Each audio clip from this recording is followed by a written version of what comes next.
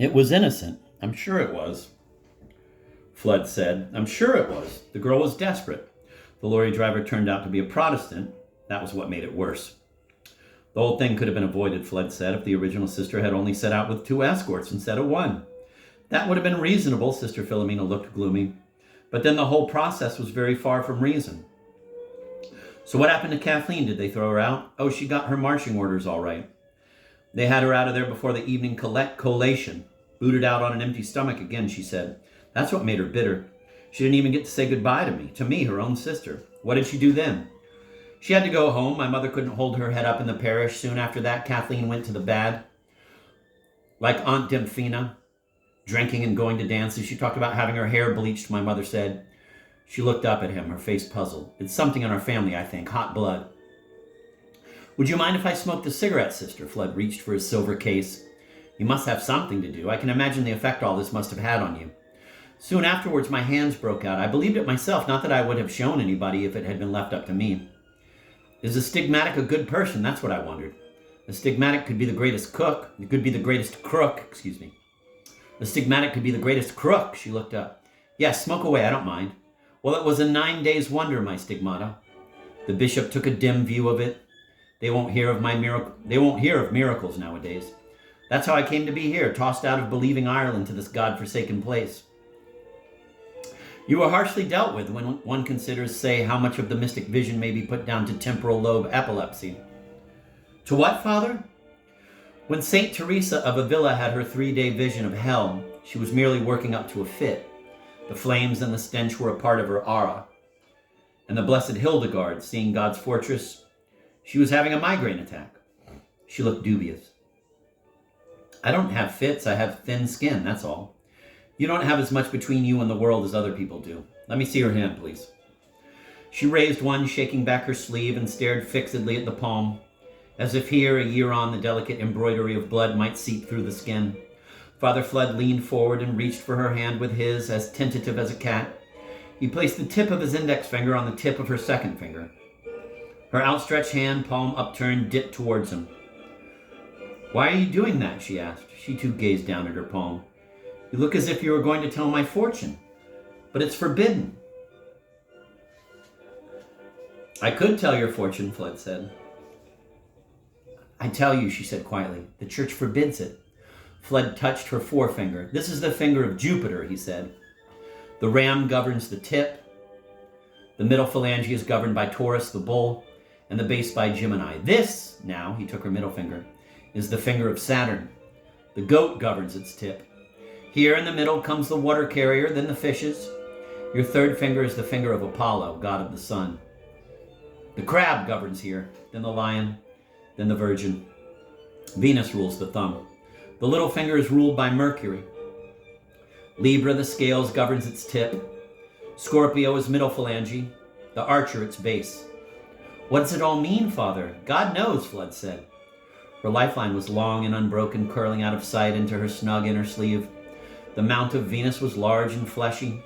He saw nature active, mutable, fiery, a rationalist's fingertips. There were no shipwrecks in her palm, no danger from four-legged beasts or iron instruments, but danger from the malice of women and from self-doubt and faintness of heart. The line of Saturn is doubled, he said. You will wander from place to place. But I never go anywhere. I am not known to be wrong. It's only an old gypsy thing, anyway. I must differ. The science was practiced before gypsies were thought of. Well, if you know so much, aren't you going to tell me what's there? Fludd lifted his eyes to her face for a second, then dropped them again to her palm. He traced the course of her heartline. It dipped sharply and ended in a 5-pointed star. Anything I say is superfluous, he said. The point is, sister, you know what your fortune will be. She drew back her hand, smiled, held it splayed and self-conscious against her thigh, hardly touching the cloth of her habit, as if she thought it was smeared with ink. She looked around again. I wish we could sit down. I should have thought about it. I could have brought sacks for the floor. Her foot scraped at the wood shavings. Her words were aimless, random, without meaning. You asked me if I could do anything for you. What is it you want? She would not look at him, continued that little side-tracking motion with her foot. Answers to my questions. About Lent? No. Good, I didn't become a priest to answer that sort of question. I want to answer something deeper. She glanced up just for a moment. One of the children asked me, what was there before creation? Cigarette in hand, Fludd looked out of the broken window, beyond the rotting coops and the scraps of chicken wire, to where the railwayman's handkerchief snapped and lashed against its pole. There was the prima materia, without dimension or quality, neither large nor small, without properties or inclinations, neither moving nor still. I'm afraid they won't take that kind of answer. He put his cigarette to his lips. What kind of answer do they want? They go on about guardian angels, she said. They expect to be able to see them walking behind them up the carriage drive. They think if they could turn round fast enough, they would catch them. Ah, Fludd said. If only any of us could turn round fast enough.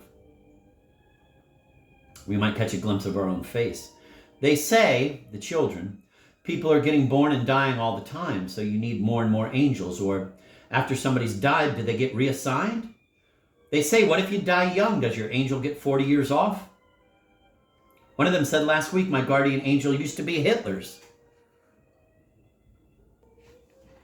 Angels aren't following us, Fludd said. No one's following us, except ourselves. Look at you. They sent you from Ireland. Are you less tormented now?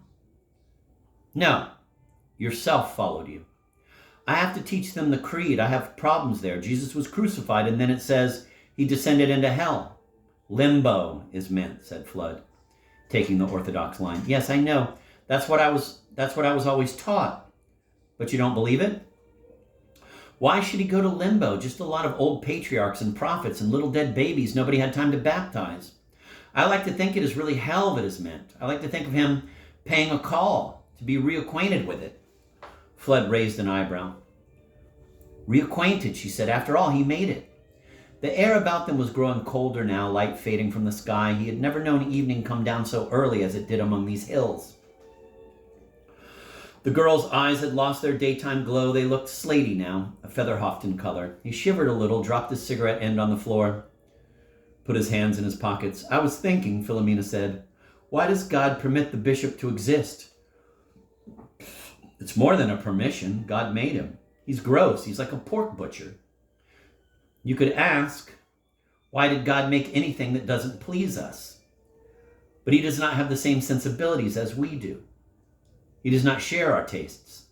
Why did God let my Aunt Dymphna and my sister Kathleen go to the bad? Perhaps he did not take a special interest in undoing them. Perhaps they undid themselves. You said they had hot blood. Will Dymphna roast in hell for all eternity?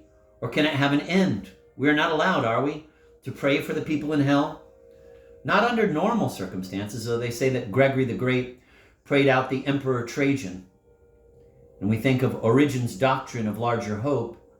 It was his belief that all men will ultimately be saved. Eternity isn't really exactly that. The torment of hell is a purifying process, and there will be an end to our punishment. She glanced up, half hoping. Is that a respectable belief? No, most people think that Origen got his wires crossed, because it occurs to me, if hell has an end, does heaven? She stopped scraping the ground with her foot, came over to stand by him, and look out of the broken window. Are these the sort of questions you became a priest to answer? Fludd shivered. I wish I had a hip flask. I fancied it was growing warmer. Is it? His eyes opened wide. He seemed taken aback. He looked away and seemed to mutter something to himself. He touched the shed's wall gingerly, as if fire might have begun in the damp fibers of the wood. Can it be, he thought, that the transformative process is already underway? Can it be, he thought, that the transformative process is already underway? And these days he no longer worked in metal, but practiced on human nature, an art less predictable, more gratifying, more dangerous. The scientist burns up his experimental matter in the athanor, or furnace, but no scientist, however accomplished, can light that furnace himself. The spark must be set by a shaft of celestial light, and in waiting for that light, a man could waste his life. It is warmer, he said aloud. I dare say the wind has dropped, The girl stared out at it, riffling the twilight The girl stared out at it, riffling the twilight grass. Her cheeks glowed. She knew it was no use to look around her for the source of heat. It was inward. Since he came here, she thought, a match had been put to her future. She did not think she loved him, but still something burned, a slow, white flicker of approaching change. Well, tell me, she said, what made you enter the priesthood, Father? There are some men, Fludd said, who are driven to be surgeons. From an early age, they have an appetite to slit up persons and look into their guts. Some men are so consumed by it that if want of money or education impedes them from obtaining the qualifications they desire, they will simply impersonate surgeons.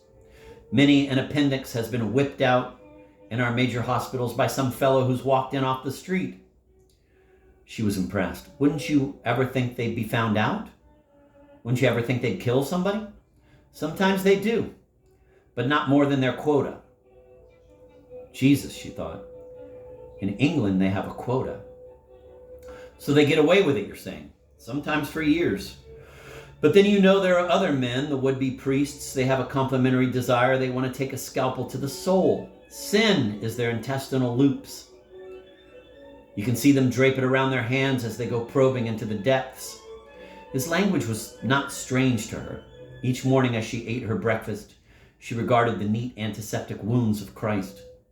One of the soldiers with a spear opened his side, and immediately there came out blood and water. But it's not quite the same as doctors, she said. You can't cure sin, can you? The physicians can't cure a half of the corporeal diseases that they go after. They only do it out of curiosity and to keep the patient's relatives satisfied and to earn a crust. The temperature around her seemed to have increased now. Why did he not feel it? It was a Mediterranean frenzy of heat, a Sicilian afternoon. The wool of her undergarments fretted her skin, and she felt a heat rash prickle between her shoulder blades and along her forearms. She said, Father Fludd, you're not a real priest, are you? I thought it all along. Fludd didn't answer. He might well not answer, she thought, but his features seemed less pinched now. The warmth had touched even his usual corpse-like pallor. In my former trade, he said, a trade which I seem to have forgotten now, or at least I've lost my touch with it, there was a business which we called the negredo, which is a process of blackening, of corruption, of mortification, of breakdown. Then there is a process we call the albedo. It is a whitening. Do you see? She seemed afraid, looking at him with her eyes large, her expression drawn. What is that trade? It was a deep science, he said, releasing spirit from matter. It should be every man's study. A killer does it when he kills. Is that a deep science? There are things in oneself one must kill. Oh, I know, she said wearily, the flesh and its appetites. I've been hearing it since I was 7. I'm sick of hearing it. Don't you start. I meant something else, really. I meant that there are times in life when you must murder the past. Take a hatchet to what you used to be. Axe down the familiar world. It's hard, very painful, but it is better to do it than to keep the soul trapped in circumstances it can no longer abide. It may be that we had a way of life that used to satisfy us, but it does so no more. Or a dream which is soured by long keeping, or a pleasure which has become a habit. Outworn expectations, sister, are a cage in which the soul rots away, like a mangy beast in a menagerie. When the reality in our head and the reality in the world are at disjunction, we feel pained, fretted. He broke off and stared at her, at the crucifix on her chest, the serge and flannel behind it, the epidermis behind that, and she felt her skin crawl, itch, flame. Fretted, he said, sucking his lip, irritated, itching, flayed. Besides, I'm not sure about this killing the flesh. We have a saying, if it were not for the earth in our work, the air would fly away. Neither would the fire have its nourishment, nor the water its vessel. Those are lovely words, she said, like a psalm. You weren't some kind of Protestant, were you? A lay preacher? I think we must accommodate our bodies, you know. I think we must find some good in them. Otherwise, as you say, the most blessed men would be the executioners. Besides, grace perfects nature. It doesn't destroy it.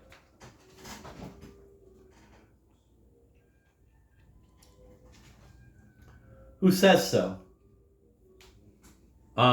Fludd said, unwilling to name drop. St. Thomas Aquinas. She put out a hand, that palm on which he had already seen the star of a happy destiny. Oh, him, she said. She smiled slowly. She reached out, touched his shoulder. Him, she said. He was always a friend of mine. She hoped the warmth would follow them out into the evening, but Fludd had become cold and silent, and the hand he offered to steady her over the rough ground hardly seemed to be the hand of a human being, so spare and chilly was the flesh. The wind rushed the clouds across the chimneys of Featherhofton. Down below them she looked up at the black wild jut. Down below them she looked up at the black wild jut of moorland and felt suddenly sobered and afraid.